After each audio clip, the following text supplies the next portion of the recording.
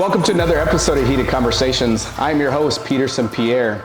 I am here at the University of Georgia, where I have co-head coach of the Georgia Gymdogs, Ryan Roberts. He's going into his first year as head coach here at Georgia. He just finished his second season as assistant here at Georgia.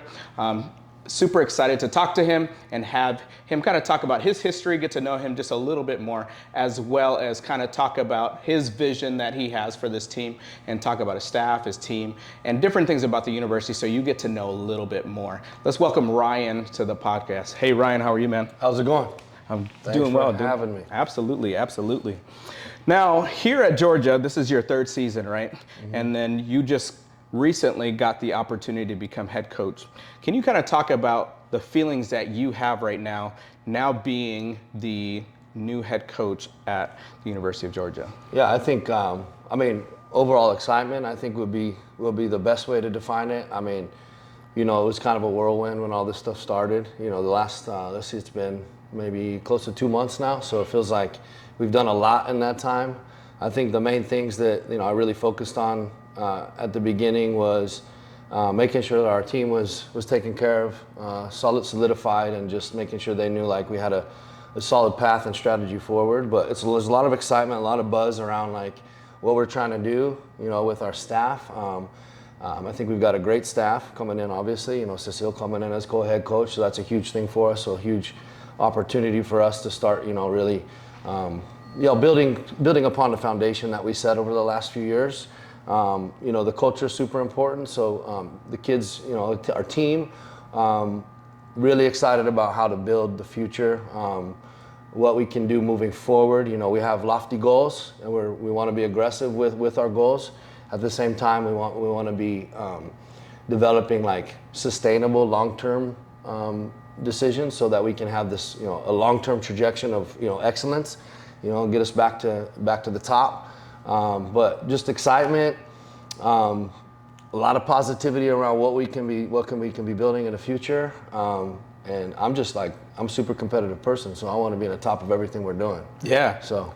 Okay, kind of talk about competitive person. Can you talk about your own journey and how it built you to become this type of person? Were you a gymnast yourself? And if you were, where were you a gymnast? And if you weren't, what other things that you got into, and how did it lead you into becoming a coach in the sport of gymnastics? Yeah, I feel like I'm just inherently competitive. I don't know necessarily where that came from. I came from kind of a sports family. My dad's side of the family, baseball, basketball. He did track, soccer. My dad was a Division I basketball player. So gymnastics-wise, I was just kind of like a wild kid, I guess. My parents put me in gymnastics at 5 just to get the energy out, right? And they put me on pre-team after a year, started competing when I was 7 years old. Was on the junior national team, training for 2000 Olympics, didn't make it, but and then competed for 2 colleges that dropped. So University of New Mexico for 2 years, and then they dropped the program, and then I finished out at UMass Amherst, and then they dropped their program after my senior year. And then after that, so I grew up though, to back it up, I grew up playing, my dad was coaching our basketball team, soccer team, and baseball. And at some point you got to specialize. And I always gravitated toward gymnastics for some reason. I think, it's an individual sport, and I think I gravitated toward like that individual, it's all about what you put on the floor in that moment, so I think I kind of thrive in like a high pressure situation too. So I just kind of gravitated toward gymnastics, chose that, went through college. Basically, my whole life has been gymnastics, except for I spent 4 years in the Marine Corps. Yeah. Other than that, I've been in gymnastics my whole life as an athlete or a coach. Right after I got out of the Marine Corps, I went back to coaching. But I really enjoy the technical side of gymnastics, and just, that the process. I'm really like inherently probably a results-oriented person, so I'm really like focused on. I've got to focus myself on the process, because the process is really what gets you the results, right? Yeah, absolutely. So that's really important for me to focus on that process in the moment. And I think, the competitiveness, I think I'm just inherently competitive, and in everything that I've done, sports, I weightlift now, and I want to be doing the best I can at that. But it's just I kind of thrive on that for whatever reason. Yeah. Parents a lot of times are influences into how we do things and how we, innately some principles that we have in life, right? Can you kind of talk about what your parents instilled into you that kind of make you the person that you are today? Mm-hmm. Well, I think the values that they taught me. I watched my dad, coach sports. So sports specifically, I learned a lot through sport. I played, like I said, I was playing basketball, baseball, soccer. My dad coached all those teams. So really, it was leading by example. But the work ethic, perseverance, don't give up. Always trying your hardest. Those kind of things, simple stuff, but super important things that I also try to instill in my kids. It's not about like how you finish, if you're winning or you're losing or whatever. It's more about like how hard you're working, because those things you can control, and control the controllable. You can control how hard you work. You can control your attitude. You can control how coachable you are. So I learned those kind of things from my parents, and I think I learned them more implicitly, like just by watching how my dad coached, how my dad approached things. I always had a lot of respect for how disciplined my dad was and has been. So discipline's a huge thing for me, and that's just was reinforced through sport and then through being in the Marine Corps as well. Obviously, discipline's huge, so that's a big thing for me. But I think those are the main things. But again, I think leading by example, how I saw my parents raise us and the expectations they had for us. But it was never an expectation to win. It was an expectation to whatever we do, we do the best of our ability. Right. And again, that kind of speaks to that growth mindset piece too. Yeah. So just kind of like that, but all this stuff has evolved over time in my athletic career and in my coaching career as well. Yeah. But I try and instill that same kind of stuff with my athletes too. Yeah. Mm-hmm. We're gonna get back into the gymnastics piece of things. Kind of talking about the university. Can you kind of tell us about, if people who may not know, obviously the University of Georgia is probably well known for most who know it, especially if they follow sports like football, just because they won national championships. The last handful of years they've won a few national championships, so they, could be on the map in that regards.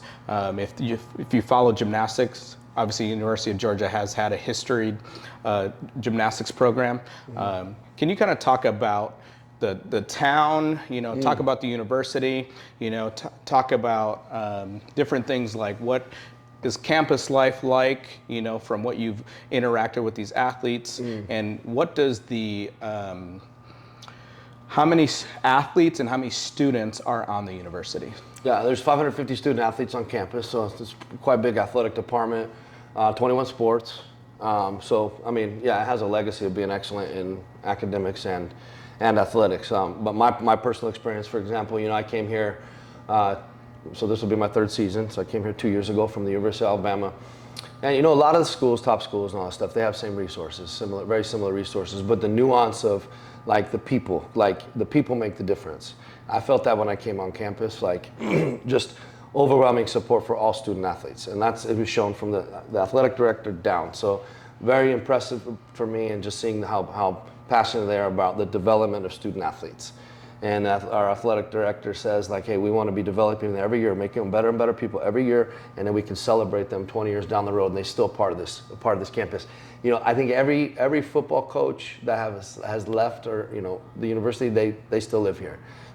Alumni come back and move here. It's an amazing place. Whenever we went through this leadership change, the staff change, I was in the limbo for some days. I didn't know where my future was in regards to coaching the team, but my wife and I were like, we love this place. And we wanted to make it work to stay, regardless if I was staying at the university or not. So it's just an amazing place. But it's just campus life. In the niche ranking, they're number one for campus life, meaning the campus, the locale, the arts and culture down in Athens, just the food, the diversity. It's just an awesome place. So those things for me, it's I want to be here long term. I want to retire here.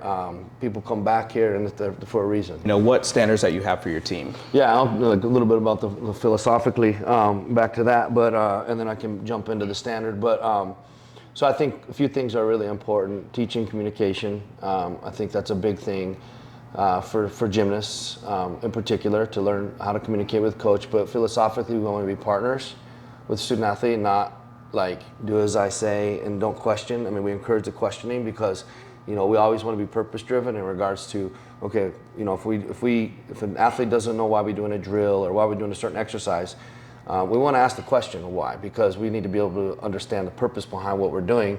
We're going to give max effort. If I don't know the purpose behind something, I'm the kind of person, if I don't know the purpose, check in the box and move on. And a lot of high performers, I think, are like this. So we always want to be communicating the purpose, and then conversely, like if an athlete doesn't understand the purpose of something, always be able to ask and have that open door to be able to do that. So communication's a big thing. Simply put, athlete-centric decision making. A lot of times, if we can just put ourselves out of it, okay, what is best for the athlete? Generally speaking, the path or the decisions are pretty clear moving forward, I think. So those are super important. And then discipline's really important, Like gymnasts have discipline, most probably higher than their peers, but a lot of it is like, okay, what are the decisions we're doing outside the gym in regards to recovery, water intake, rest, et cetera, et cetera. I think those are super important to learn. But like, I love that quote, discipline is doing what we want to do doing what we don't want to do in order to achieve what we want to achieve. And I kind of put that in with my coaching as well. It's like, okay, you have goals, then I hold you, so we're talking about standard. Now I hold you accountable to those goals. And sometimes, maybe you don't want to do the things, or you're tired or something like that. My job is to hold you accountable so that you can achieve the goals that you've set forward. Now, I encourage also, if those goals have changed, we need to discuss so that we can adjust the expectation, the standard. But really, when I talk about athlete-centric decision making, and then creating a culture and a team that is athlete-driven, coach-guided, those are the championship teams, if that makes sense. They take ownership of the values, the goals, and they drive it forward. Coach keeps it on the track. That's really the kind of culture and what we want to create. And the only way to do that is to partner with the athlete, show some trust, teach by example. We said be on time, staff is on time. Okay, we're not late. So those simple things, those simple kind of detail-oriented stuff that we've got to do, those really make a big difference in raising the standard. And the goal, hopefully, is that coaches have this standard and that team is rising the standard. And we're always lifting that floor. Yeah. So that's kind of the philosophy, the goal, the vision, in simple terms. Can you also talk about your staff and what they bring to kind of fulfill the vision that you mentioned earlier that you have for the program? So Cécile, obviously, phenomenal addition to the staff. I think we're going to balance each other out really well. So we also hired Oleksiy Koltakov, he's from Ukraine, national team gymnast in Ukraine, national team coach in Ukraine and Azerbaijan, did some Cirque du Soleil, coaching club, but I worked with him at University of Alabama when we won the SEC championship, so got to know him there, and then his wife, Marissa King, who, she was coaching that club while he was the volunteer coach at Alabama. She's a University of Florida gymnast, so she helped them win their first national championship in 2013, I think. She was a British Olympian, 2008. So just a really well-rounded staff, really balanced staff. Marissa, very passionate about what she does, helped, like I said, was part of that first national championship team. So that was a consideration, bringing her in. She knows how to build to that national championship level. She's done it as a student athlete. And I hope that I know that she can bring in, very confident that she can bring in that kind of mentality and that experience into our team, which that's our goal. We want to be on the top, like I said, and then doing the things that we need to do to get there. And Oleksiy, great technician, spotter, just a well-rounded staff. And like I said, people I want to do life with.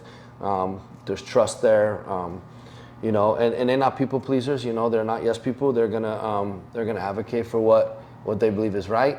And iron sharpens iron, right? So this staff is very, very, very well-rounded, has respect for one another, but we'll also tell each other if something's off and we need to adjust. So that's, I think, the best way to create a staff, and so I'm very, very confident in our future, and I'm really excited about when we do get started. Oleksiy, Cécile will start August 26th. What are some things that you look for in the recruits? When you're going through the recruiting process, what are things and what type of athletes are you looking for inside your program? The main thing, we don't talk to the athletes until they're rising juniors. June 15th, rising juniors. So we're evaluating based off of what we see in competition and practice. And so what we're looking at obviously is, for me, is work ethic, perseverance, coachability. How they treating their teammates, Are they looking at coaches in the eye? Are they treating their teammates well? They're responsive to corrections. That stuff is very important to look at. And then when we start talking to them, obviously we want to be recruiting well-rounded individuals. So not only good in the gym, but academics are super important. How they're getting along with our team when they come on campus, and those things are very important. Humility is an important thing. I think especially in the NIL space, that's going to be a big thing, because the opportunity for earning money it's never been better. Especially at Georgia, we're in a position of strength to be able to in the NIL space, especially with the new legislation. And so humility is going to be really important moving forward, because we want them to be rewarded for their individual performances, but we want team players. Yeah. So a lot. We're looking at well-rounded athletes and individuals and good people, and same with how we look at the staff, and we want to do life with these people. So these are the kind of recruits that we're looking for. And then in the past, what is your kind of thought process and philosophy on if you have conflict within the team? Because I think these are things that are inevitable that will happen. How would you handle conflict situations? Either from your experience as an assistant coach and now being a co-head coach, what would be one of your approaches to dealing with conflict? Is that something you kind of avoid, or is that something you would take on head on to make sure that the ultimate goal of the team gets accomplished? Yeah, I mean, with any group of people, you're going to have interpersonal conflict. So I think setting standards at the beginning is very important, and to be in setting communication. I think a lot of these issues that become bigger than they need to be can be mitigated by communicating first. So if we foster communication and transparency up front, they feel like they can come to the staff, and it's okay to come to us. I think we can mitigate a lot of issues if we promote communication. And then also just promoting that they have a voice, and a lot of times, I want to be teaching conflict resolution. So if we need a mediator to do that, but be able to work through things together, I think is important.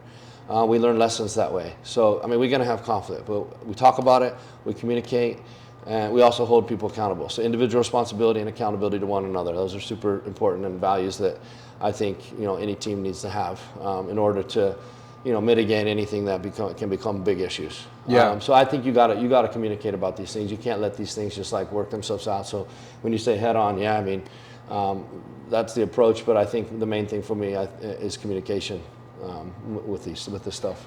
And on the school side, academics is also important. Can you kind of talk about what academics, your viewpoint on how important academics is for the student athlete, and then also kind of talk about what is Georgia kind of known for, academically? What kind of schools are here that if I want a career in a certain field, either engineering or in the medical field or in business or in law, are those opportunities, and are those nationally known, when I leave and I finish my career, have an opportunity to possibly get a job in that field? Yeah, I mean, okay, a couple of things there. I mean, academics also super important for me. I want to be the best in everything we do. So our goal is to have the top GPA on campus for the athletic teams. So we look at that. I think how we do one thing is how we do everything. So from simple stuff to the complex stuff, we need to be promoting all that, quality on every level. In regards to majors, we have a really good business school. We're ranked number 9 for academics for public universities. So good, strong academics. We have the resources for everything. It's I kind of think of it you have the resources to if you're say a B student to become an A student, you have the resources to do that if you use them. Tutors available, and really we have a thing called the Georgia Way, which is impressive to me.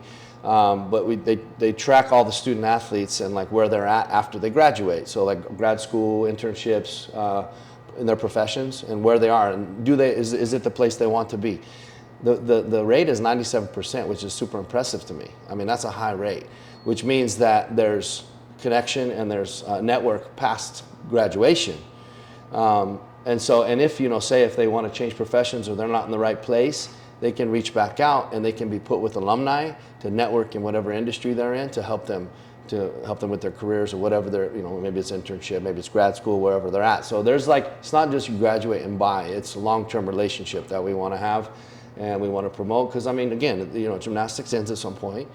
but we want to help them be successful in all the spheres of their life, moving forward. And I kind of look at it as when we're talking about student athlete development, it's academics number one, athletics number two, social life number three, and it's important to develop all three of those things from the time they graduate high school until the time they graduate college. It's a very informative phase and a transitory phase to where we want to get them to the next step. So it's a long-term thing, but I'm very strong academics at Georgia. Business school is very good. And we want to be able to support them. And, I've gotten questions about, like, can we do this major here? It's like, we want to support them in whatever they want to do, however it's doable. So, like, if there's a class during practice, senior, junior, senior year, we'll make it work. Okay, go to class. We'll find an alternate practice time for you. So we want to be able to support them in all their goals, in gymnastics and outside gymnastics as well. Very nice. What are some of the things you kind of look forward to in the season? Like, is there certain competitions that you already may know that are on the horizon that you guys kind of look forward to? And if you know any, like, goals, either like scores or placing or rankings that you would like to ultimately get your team to be able to finish at, if you know those things right now, what are some of those things? Yeah, I mean, we have those interim goals, but I mean, right now I'm focused on the process, one day at a time. Right now I'm focusing. We got the freshmen in. I'm focusing on developing those girls and having a strategy moving forward. I mean, this year, I'm looking forward to the first meet. It's gonna be fun. It's a new staff, new team. So I'm just trying to do this like one step at a time, process oriented.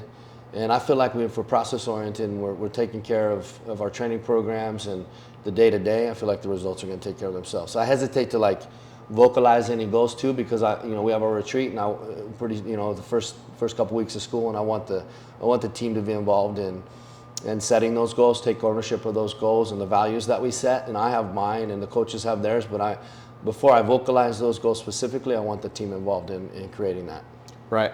And then lastly, when you are looking at, videos that are being sent by prospect recruits, especially when they're eligible at that June 15th going into their junior year time frame, when they're sending videos and stuff like that, what are some things that for you personally really capture you whenever they send it or you're looking at videos? What are you looking at? What are you looking for? And what are things that can make it a little bit easier for you to be able to notice their email or their video to really be captivating for you personally? Yeah, like with an email, I always put name, gym, graduating class, coach, gym and coach contact information. Obviously we can't communicate, but like they can send emails, but up until June 15th of their rising junior year, we can't respond.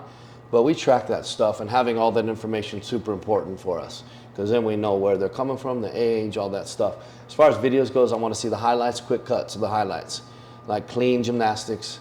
And then, I want to see, competition results, so any kind of highlights of competitions are good. But quick cuts and get to the point quick, like building a business resume. You want to catch the eye at the very beginning, and then I'm going to keep watching it. But if I'm seeing like a long floor intro, and we don't get to the gymnastics quick, I might shift to another email, right? So quick, it's a good education experience for like when you build a resume. You want that cover letter needs to be eye-catching. Same thing with this, because we get a lot of emails, a lot of information. So quick and to the point, and then get to know. You can do a get to know email later in the process, but you want to catch the eye of the coach. So those quick highlights of what maybe the skills you have that are conducive to college gymnastics, like for example, single bar release on bars, nice and clean, and then you hit those things, and then later on you can send, those other videos after you kind of like, sent the introductory video, when we're doing the practices and stuff, watching the basics. Basics are super important for me, watching programming, because that kind of shows me if they have good basics and a good program, I can see that they're going to have longevity in the sport and they're going to continue development. If the basics are broken down, it's like you can kind of tell maybe they plateau at this point. So that stuff's really important to me when I'm looking at recruits. No, that's perfect. Is there anything that you want to leave the listeners or viewers, parents who might be watching this, or prospect athletes in the future, or even club coaches? Is there anything you want them to know about you and want to know about the program that could really help them understand the vision a little bit more, or any just golden nuggets that you have that you want to leave? Yeah, I mean, I think we want to be developing student athletes each and every year, making them better people each and every year. I think that's super important. We're going to develop them past the gym in a holistic way. Athlete-centric decision making. We want to be the best at everything we do. And again, how we do one thing is how we do everything. So we want to be the best in academics, the best in the gym, the best at everything that we do. Sportsmanship, super important. And then we're going for the top. I mean, we're going to do the best that we can, process-oriented, but we're going for the top in everything we do. And I think it's a great, the next few years is going to be the best time to be a gym dog, because we're positioned well to do well in athletics, but we're also positioned well for them to capitalize in the NIL space too. So not only can they get a good education, do well in the gymnastics, but they also maybe can do well in the NIL space and set themselves up for after they get out of college. So I don't think there's a better time to be a gym dog. Love it. Well, thank you, Ryan, so much for being a part of the podcast and having this conversation and allowing people to be able to know under your reign, well, you and Cecile's reign, kind of what fans and prospect athletes and former alumni could look forward to coming up this year. If you want any more information, I'll link their information in the bios where you can kind of track their season and what's going on and kind of be able to know like some of the things that he's talked about and see that process through. Thank you for tuning in to another episode of Heated Conversations. Remember to like, to subscribe, to share this podcast. We'll see you on the next episode. Go Dogs.